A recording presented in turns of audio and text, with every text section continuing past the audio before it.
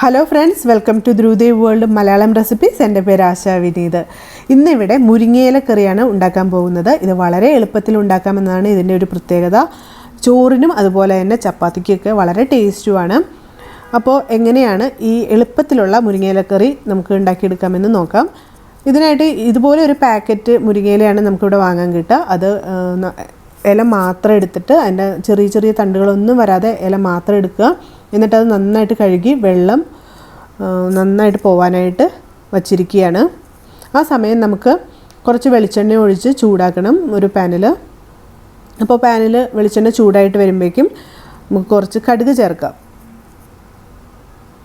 അപ്പോൾ കടുക് ഒന്ന് നന്നായിട്ട് മൂത്ത് പൊട്ടി വരുമ്പോൾ 2-3 വറ്റൽമുളക് ചേർക്കാം. ഈ വറ്റൽമുളക് ഒന്ന് ചൂടായിട്ട് വരുമ്പോഴേക്കും നമുക്ക് ഒരു 4-5 ഉള്ളി ചെറുതായിട്ട് അരിഞ്ഞത് ചേർക്കാം. എന്നിട്ട് ഇതൊന്ന് ഇളക്കി കൊടുക്കാം. ഇതിൻ്റെ കളർ ജസ്റ്റ് ഒന്ന് മാറി വരുമ്പോഴേക്കും നമുക്ക് നമ്മുടെ വെള്ളമൊക്കെ പോയ മുരിങ്ങയില ചേർക്കാം. എന്നിട്ട് ഇത് നന്നായിട്ടൊന്ന് ഇളക്കി കൊടുക്കുക. ഇനി തൊട്ട് നമുക്ക് തീ വളരെ കുറച്ച് മാത്രം വച്ചാൽ മതി.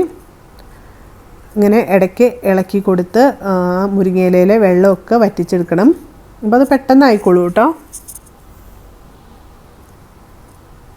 അപ്പോൾ ഇടയ്ക്ക് ഇളക്കി കൊടുത്തില്ലെങ്കിൽ ചിലപ്പോൾ താഴെ കിടക്കുന്ന മുരിങ്ങയില മാത്രം പെട്ടെന്ന് കരിഞ്ഞു പോകാൻ സാധ്യതയുണ്ട്. അതുകൊണ്ടാണ് ഇടയ്ക്ക് ഇളക്കി കൊടുക്കണമെന്ന് പറയുന്നത്. അപ്പോൾ നമുക്കിത് ഒന്ന് വെള്ളം കുറച്ച് വറ്റി വരുമ്പോഴേക്കും നമുക്ക് ഇതിലോട്ട് ഒരു 1/4 ടീസ്പൂൺ മഞ്ഞൾപ്പൊടി ഒപ്പം കുറച്ച് ഉപ്പും ചേർത്ത് കൊടുക്കാം. എന്നിട്ട് ഇളക്കി കൊടുക്കാം. അപ്പോൾ ഈ കറിക്ക് കുറച്ച് ഓഫ് വൈറ്റ് കളറായിരിക്കും. അപ്പോൾ മഞ്ഞ കളറ് വേണമെന്നുണ്ടെങ്കിൽ നമുക്ക് ഇപ്പോൾ കുറച്ച് മഞ്ഞൾപ്പൊടി ചേർത്ത് കൊടുക്കാം. ഒപ്പം തന്നെ നമ്മൾ ഇതിന് ഒരു അരപ്പ് ചേർക്കുന്നുണ്ട്. ഈ അരപ്പിലും നമുക്ക് കുറച്ച് മഞ്ഞൾപ്പൊടി ചേർത്തിട്ടുണ്ടെങ്കിൽ ഈ കറിക്ക് മഞ്ഞ കളറായിരിക്കും കേട്ടോ. അപ്പോൾ അതിനായിട്ട് ഒരു മുറി തേങ്ങ എടുക്കുകയാണ് ഈ അരപ്പിന് വേണ്ടിയിട്ട്. ഒരു 4 വെളുത്തുള്ളി, അതുപോലെ തന്നെ ഒരു 4-5 ഉള്ളി, 3 പച്ചമുളക്,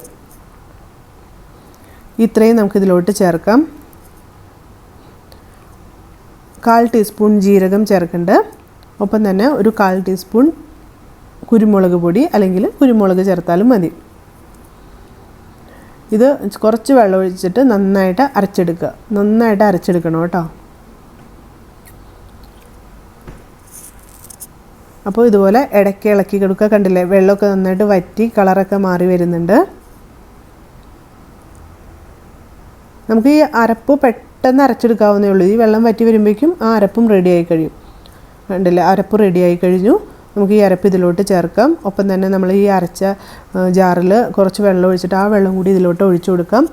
ഈ കറിക്ക് കുറച്ച് കുറുകിയിരിക്കുന്നതാണ് അതിൻ്റെ ഒരു ടേസ്റ്റ്. അപ്പോൾ നിങ്ങൾക്ക് അങ്ങനെ കുറുകി ഇരിക്കുന്ന കറി ഇഷ്ടമില്ലാത്തവർ കുറച്ചും കൂടി വെള്ളമൊക്കെ ചേർത്ത് കൊടുത്താൽ മതി. എന്നിട്ട് ഇത് തീ ഒട്ടും കൂട്ടരുത് കേട്ടോ. തീ കുറച്ച് തന്നെ വച്ചിരിക്കണം. പതുക്കെ ഇളക്കി കൊടുത്ത് ഇതിൽ ആവി വരുന്ന സമയത്ത് ഇത് നമുക്ക് ഓഫാക്കാം. അത്രയേ ഉള്ളൂ നമ്മുടെ കറി. അപ്പോൾ ഈ കറിയിൽ ഇപ്പോൾ ഉപ്പൊക്കെ കുറവുണ്ടോ എന്ന് നോക്കുക, എന്നിട്ട് ചേർത്ത് കൊടുക്കാം. അപ്പോൾ ഇത് കണ്ടില്ലേ, കുറച്ചും ഒരു ഓഫ് വൈറ്റ് കളറായിരിക്കും. അപ്പോൾ മഞ്ഞക്കറി മഞ്ഞ നിറം വേണമെന്നുള്ളവർക്ക് ഈ അരപ്പിൻ്റെ സമയത്ത് നമുക്ക് കുറച്ച് മഞ്ഞൾപ്പൊടി ചേർത്ത് കൊടുത്തിട്ടുണ്ടെങ്കിൽ മഞ്ഞ കളർ കിട്ടുന്നതായിരിക്കും കേട്ടോ. അപ്പോൾ ഇതുപോലെ ഇടയ്ക്ക് ഒന്ന് ഇളക്കി കൊടുക്കുക.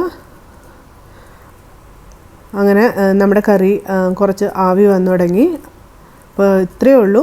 വളരെ ഹെൽത്തി ആയിട്ട് മുരിങ്ങയില അത്ര നിങ്ങൾക്കറിയാമല്ലോ എത്ര ഹെൽത്തി ആയിട്ടുള്ളൊരു കറി, ഈസി കറി റെഡിയായി കഴിഞ്ഞു. അപ്പോൾ എല്ലാവരും ഇതൊന്ന് ഉണ്ടാക്കി നോക്കുക. എന്നിട്ട് നിങ്ങൾക്ക് ഇത് ഇഷ്ടമായെങ്കിൽ എന്നെ തീർച്ചയായിട്ടും അറിയിക്കുന്നു കരുതണു. ഒപ്പം തന്നെ എൻ്റെ ചാനൽ സബ്സ്ക്രൈബ് ചെയ്യുക.